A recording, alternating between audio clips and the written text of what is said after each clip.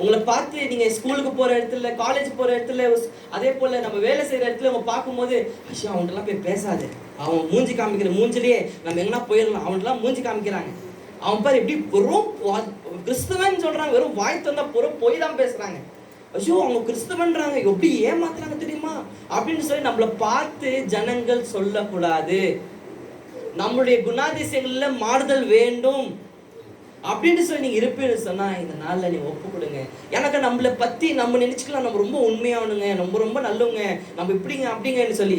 ஆனா பின்னாடி நம்மளை பத்தி எப்படி பேசுறாங்கன்னு சொல்லி கேள்விப்பட்டீங்கன்னு சொன்னா அது வேறு விதமாக அது இருக்கும். அதனால நீங்க எதுவுமே அதை மாற்ற முடியாது, நீங்க எதுவுமே செய்ய முடியாது. ஏன் என்னை பத்தி இப்படி பேசினேன், ஏன் அப்படி பண்ணேன், அப்படியெல்லாம் இல்லை. ஆனா நீங்க உங்களுடைய குணாதிசயங்களை மாறுதல் கண்டிப்பாக வேணும்னு சொல்லி ஆண்டவர் உருவாக்குகிறார். உங்களை அழகாக மாற்ற விரும்புகிற தேவன் அவர் இருக்கின்றார். ஏன் தெரியுங்களாங்க, நீங்க எல்லாம் இப்படி பாவம் செய்வீங்க, இதெல்லாம் மரியாதை குறைவாக மாறுவீங்கன்னு தெரியும் ஆண்டவருக்கு. ஆனா உங்களை வழி நடத்துகிற தேவன் நம்மளுக்குள்ள இருக்கின்றார். நம்மளுக்கு 20:19 நம்ம வாசித்தோம். சரி, அடுத்ததாக நம்ம பார்க்கின்ற போது நம்முடைய தேவன் என்ன பண்ணா, நமக்கு சுவிசேஷத்தை அறிவிக்கின்றார். இங்க ஒரு ப்ரோசஸ் பண்றாரு. என்ன ப்ரோசஸ் பண்றாருனாக்கா, சீஷர்களாய் மாற்றும்படியாக நம்ம எல்லாருக்கும் நம்ம சொல்லுகிறார். நீங்க உட்கார்ந்து கொண்டு நீங்க இந்த வார்த்தைகளை கேட்டுப்பட்டு இருப்பீங்கன்னா, ஞானஸ்தானம் எடுப்பீங்கன்னு சொன்னாக்கா, உங்களுக்கு எல்லாருக்குமே உங்களுக்கு ஒரு காரியத்தை சொல்லுற தேவன் என்னன்னாக்கா, நீங்க எல்லாருமே சீஷர்களாக மாறப்பட்டு இருக்கிறீர்கள். உங்க பக்கத்துல இருக்கிறவங்க பார்த்து சொல்லுங்க, நீங்க நல்ல சீஷரா இருங்க அப்படின்னு சொல்லுங்க. You be the good disciple. கன்னடால சொல்லுங்க பார்க்கலாம். ಒಳ್ಳೆ ಕನ್ನಡದಲ್ಲಿ ಶಿಷ್ಯರ್ತಲ್ಲ, ಶಿಷ್ಯರಾಗಿ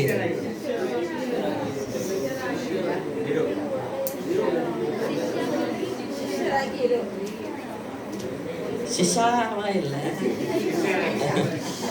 வேலைக்காரனா இல்ல,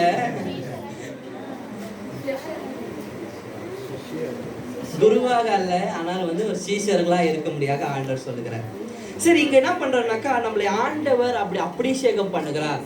நீங்க நினைக்கிறத போல என்னன்னாக்கா, பரிசுத்தாவியானவர் உங்களுக்குள்ள வரும்போது ஆண்டவர் சாதாரணமாக மட்டும் இயற்கையாக மாற்றுறது மட்டும் கிடையாது, உங்களுக்குள்ளாக என்ன பண்றாருனாக்கா வரங்களை அவர் கொண்டு வரார். வரங்கள் வரும்போது என்னன்னாக்கா, ஒரு சின்ன ஒரு கிஃப்ட் என்னன்னாக்கா, அந்நிய பாஷை பேசுற ஒரு வரம். அந்நிய பாஷை பேசுறதுனால அவங்கள ரொம்ப பரிசுத்தவான்களாம் அப்படியே பெருசா நினைக்காதீங்க. பெரிய டிகிரி வாங்கி அப்படியே அவங்களாம் மாஸ்டர் டிகிரி எல்லாம் படிச்சிட்டாங்கன்னு நினைக்காதீங்க. அதனால எல்லாருமே பாவிகளை தான் இருக்கின்றோம். அந்நிய பாஷை பேசுறோம், அவங்களுடைய பரிசுத்தவான் கிடையாது, பாவிகளை தான் இருக்கிறோம். ஆனால் நம்மளுக்கு எல்லாருக்கும் ஒரு காரியத்தை நம்ம புரிந்து கொள்ள ஒரு காரியம் என்னன்னு சொன்னால், வரங்கள் அவங்களுக்குள்ள செயல்படும். எப்போனாக்கா, அவங்க பரிசுத்தாவே நம்பும் போது. சில நேரத்துல தீர்க்க தரிசனத்தை சொல்லுவாங்க, சில நேரத்துல பார்க்கின்ற போது குணமாக்குவாங்க, சில பேர் செத்தவங்களை உயிரோடு எழுப்புவாங்க, சில பேர் என்ன பண்றாங்கன்னா ஒவ்வொருத்தரையும் ஒரு கிஃப்ட்னால நிரப்பியிருக்கும். நீங்க உட்காந்து கொண்டு நினைக்குவீங்க, இந்த மாதிரி ஒரு கிஃப்ட்டை சொல்லும் போது உங்களுக்குள்ள ஒரு மனசுல ஒரு சந்தோஷம் வந்துச்சுன்னு சொன்னா அந்த கிஃப்ட் உங்களுக்குள்ள செயல்படுதுன்னு ரொம்ப இதா இருக்கிறது, உங்களுக்குள்ள செயல்படும். நீங்க ஒவ்வொரு நாளும் எங்க காலேஜ் ஜெபத்துல கலந்து கொள்ளுங்க, இதை பத்தி உங்களுக்கு நாங்க சொல்லித்தரோம். கடைசியான காரியம் நம்ம பார்க்கின்ற போது, நம்ம நேரம் குறைவா இருந்தால நம்ம கடைசி சில வார்த்தைகளை மட்டும் நம்ம சொல்லிட்டு போகிறோம். இங்க என்ன பண்ணணும்னா, 1 சாமுவேல் 30வது அதிகாரம் 6வது வசனத்துல என்ன நடக்குதுன்னு பாருங்க. இது ஒரு பெரிய ஸ்டோரி, உங்களுக்கு எக்ஸ்பிளைன் பண்ணணும், ஆனா நேரம் குறைவுனால நம்ம சொல்லுகிறோம். என்னன்னாக்கா, இங்க 1 சாமுவேல் 30வது அதிகாரம் 6வது வசனத்துல வாசிக்கின்ற போது தாவீது ராஜா இருக்கிறாங்க. வாசிக்கலாம் சிஸ்டர்.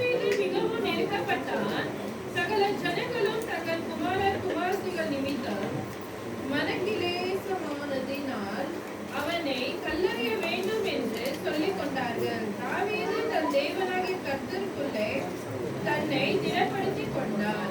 ஆமென், ஹல்லேலூயா. கவனிங்க, இங்க என்ன நடக்குதுன்னு சொன்னா, தாவீது ராஜா என்ன பண்றாருன்னா ஒரு பெரிய கவலையில இருக்கிறாங்க. யாருங்க தாவீது ராஜா? இஸ்ரேலோட ராஜாவாய் அவர் செயல்படுகிறார். இங்க ஒரு எல்லா ராணுவத்துக்கும் தளபதியாக அவர் இருக்கிறாங்க. அவர் என்ன பண்ணா ஒரு பெரிய கவலைக்குள்ளாக வராங்க. என்ன நடக்குதுன்னா, அந்த 30வது அதிகாரம் ஸ்டார்டிங்ல இருந்து நீங்க பாத்தீங்க அப்படின்னு சொன்னாக்கா, அங்க என்ன நடக்குதுன்னு சொன்னா, அபிமெலேக் என்ன பண்றாங்கன்னா, அங்க அவங்களுடைய ராஜ்யத்துல சில இடத்துல என்ன பண்ணா கொள்ளையடிக்கிறாங்க. கொள்ளையடிச்சுட்டு போயிடுறாங்க. இவங்க மனைவிகள் பிள்ளைகள் எல்லாம் பிடிச்சிக்கின்னு போயிடுறாங்க. அப்போ என்ன நடக்குது அப்படின்னு சொன்னா, இவங்க பார்க்கும்போது இவங்க எல்லாம் வெளியே போயிருக்கிறாங்க. போய்க்கிற சமயம் பார்த்து அவங்க எல்லாம் என்ன பண்ணுங்க, பிள்ளைகள் இவங்களுடைய எல்லாத்தையும் கொள்ளையடிச்சு கொண்டு போயிடுறாங்க. இப்போ என்ன பண்றாங்கன்னா, அது ராணுவத்துல இருக்கிற எல்லா ஜனங்களும் என்ன பண்றாங்கன்னா, தாவீதுக்கு விரோதமா திரும்புறாங்க. நீங்க இருந்திருந்தாக்கா, நம்ம இங்க இருந்திருந்தாக்கா இந்த மாதிரி நடந்திருக்குமா, நம்ம பாதுகாத்திருக்கலாமே, நம்மளுடைய மனைவிகளையும் நம்முடைய பிள்ளைகளையும் நம்ம பாதுகாத்துருக்கலாமே. நீ சொன்னதுனால தான் நம்ம எங்கேயோ போனோம், போயிட்டு வந்து இந்த மாதிரி நடந்துக்கு பாருன்னு சொல்லிட்டு அது வசனம் சொல்லுது பாருங்க. கல்லு எடுத்தாருங்களாம், கல்லு அடிக்க முடியாது, கல்லு எடுத்துட்டாங்களாம். தாவீதுல சாவடிச்செல்லாம் எடுத்துக்கும் போது என்ன சொன்னாராம், ஒரே நிமிஷம் இருங்க, கல்லு அடிக்க போறீங்க எனக்கு தெரியும் அப்படின்னு சொல்லி தாவீது என்ன பண்ணல, இப்படி பண்ணலாம் இப்படி பண்றான்னு அவருடைய முடிவு எடுக்கல. ஆனா என்ன பண்ற வசனம் சொல்லுது, கற்றற்குள்ள திடன் பற்றி கொண்டான். ஆங்கிலத்துல சொல்லுது, அவன் என்ன பண்றான்னா ஆண்டுடைய பிரசனத்தை தேடி அவன் போனானா. நம்முடைய பிரச்சனைகள் வரும்போது என்ன பண்றோம், நம்மளே என்ன பண்றோம், முடிவு எடுத்துறோம், இப்படி பண்ணி அப்படி பண்ணி இப்படி பண்ணி இப்படி பண்ணிடலாம்னு சொல்லிட்டு.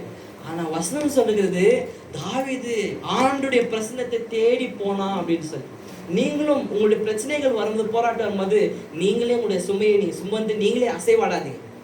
ஆண்டுடைய பிரசனத்தை தேடுங்க, ஆண்டவருடைய வழியை தேடுங்க. ஆண்டவர் நிச்சயமா உங்களை கைவிடவே என்ன பண்ண மாட்டார். யாருக்குள்ள பரிசுத்த ஆவியானவர் இல்லையோ அந்த சம்பவத்தையும் நம்ம பார்த்துடலாம். அதே வசனத்துக்கு முன்னாடி 1 சாமுவேல் 28வது அதிகாரம் 5வது வசனத்தை நம்ம வாசிக்க கேட்கலாம். 1 சாமுவேல் 25:8 பார்க்கின்ற போது, சவுல் பெலிஸ்தரின் பாளையத்தை கண்டபோது பயந்தான், அவன் இருதயம் மிகவும் தத்தளித்துக் கொண்டிருந்தது. பாருங்க, வசனம் சொல்லுது, உங்களுக்குள்ள பரிசுத்த ஆவியானவர் இல்ல, ஆண்டவர் இல்ல அப்படின்னு சொன்னா என்ன ஆகும் தெரியுங்களா? உங்களுடைய மனசு எப்படி ஆகும் தெரியுங்களா? வாசிங்க சிஸ்டர். சவுல் பெலிஸ்தரை அவங்களை பார்த்த உடனே பயம் வந்துடுச்சு. ஃபர்ஸ்ட் அவன் இருதயம் மிகவும் தத்தளித்து, ஐயோ நான் என்ன பண்ண போறேன்னு தெரியலையே அப்படின்ற ஒரு புலம்பல் பண்றோம் இல்லைங்களா? அப்படி புலம்பல் நம்முடைய இதயத்துல இருக்குது அப்படின்னு சொன்னா பரிசுத்த ஆவியானவர் நம்மளுக்குள்ள இல்ல, ஆண்டவர் நம்மளுக்குள்ள இல்ல. நம்முடைய பிரச்சனைகளை நம்ம போராடி கொண்டிருக்கிறோம். இது மூலியமா எனக்கு என்னங்க பிரதர் பாஸ்டர் வரப்போகுது, இதான் பரிசுத்தாவி இது மூலியமா என்ன வரப்போகுதுனாக்கா, உங்களுடைய ஆவிக்குரியமான காரியங்களுக்கெல்லாம் வழி நடத்துகிற ஒரே ஒரு தெருவுக்கோள் யாருன்னா பரிசுத்த ஆவியானவர் மட்டும்தான். ஹல்லேலூயா. இதே மாதிரி நிறைய வசனங்களை நம்ம சொல்லிக்கொண்டே போகலாம். கடைசியாக நிறைய வசனங்கள் இருந்தாலும் கடைசி வசனத்தை வாசித்து நம்ம முடிக்கலாம். வெளிப்படுத்தல் 22வது அதிகாரம் 17வது வசனத்தை நம்ம வாசிக்கலாம். வெளிப்படுத்தல் 22:17. பைபிள் ஓபன் பண்ணுப்பா. ஆவியும் மனவாட்டியும் வா என்கிறார்கள், கேட்கிறவன் வா என்பனாக, தாகமாய் இருக்கிறவன் வரக்கடவன், விருப்பமுள்ளவன் ஜீவ தண்ணீரை இலவசமாய் வாங்கிக் கொள்ள கடவன். ஹல்லேலூயா.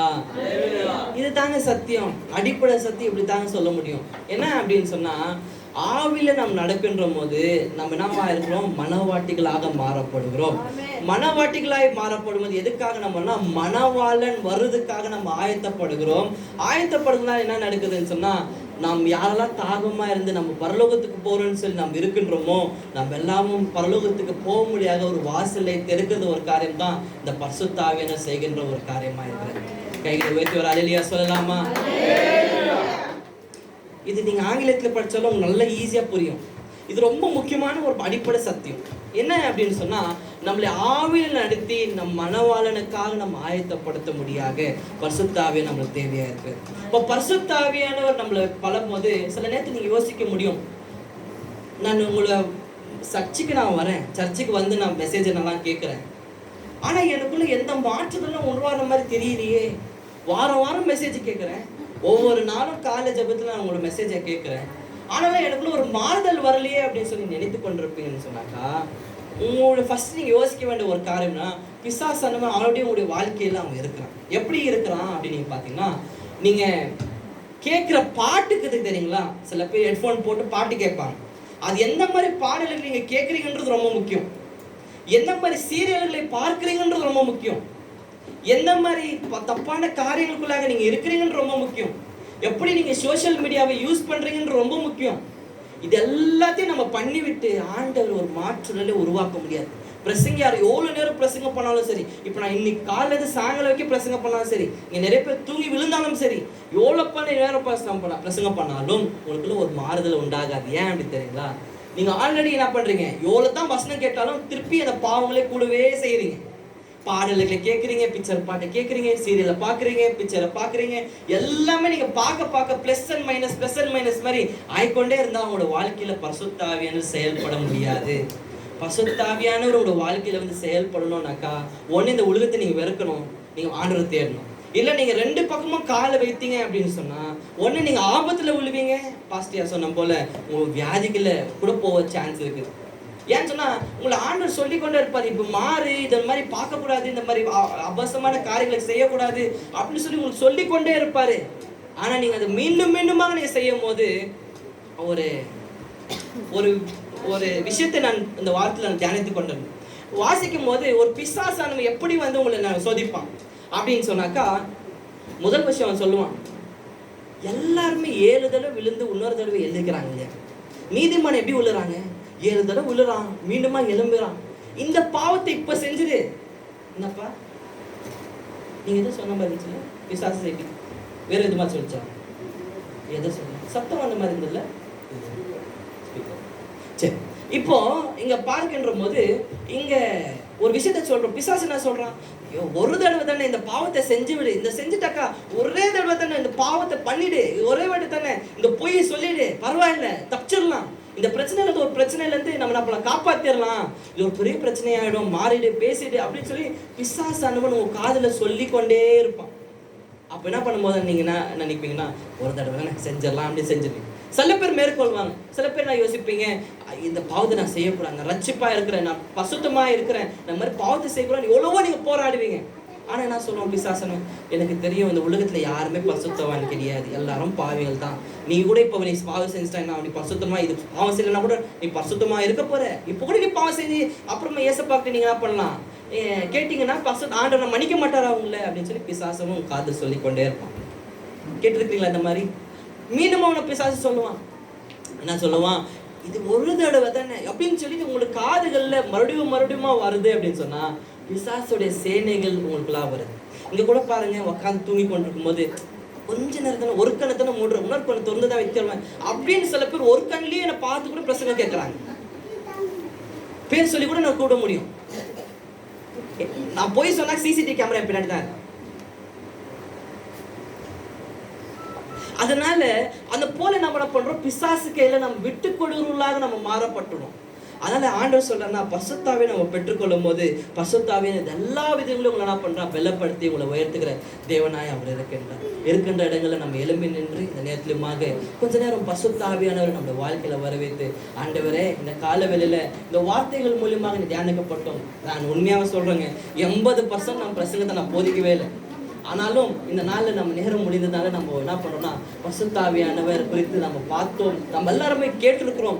இந்த நாள்ல நீங்க அந்நிய பாஷை பேசாமல் இருப்பீன்னு சொன்னா, நீங்க ஆண்டவரை ஒப்பு கொடுக்காமல் இருப்பீன்னு சொன்னால், நீங்க ஒன்றுத்துக்கும் கவலைப்பட வேண்டிய அவசியம் இல்லை. நீங்க எதை குறித்து நீங்க வெக்கப்பட்டு போக வேண்டிய அவசியம் இல்லை.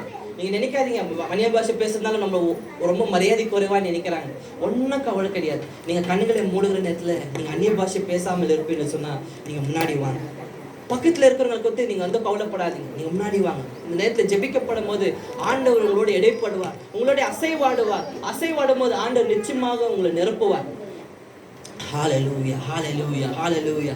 இந்த நேரத்துல ஒப்பு கொடுங்க, ஆண்டவருடைய பிரசனம் பலமாக இந்த நேரத்துல இருக்கிறது. நீங்க ஆண்டவர்கிட்ட ஒப்பு கொடுக்கின்ற போது இந்த நேரத்துல ஒப்பு கொடுங்க, ஏசப்பா நான்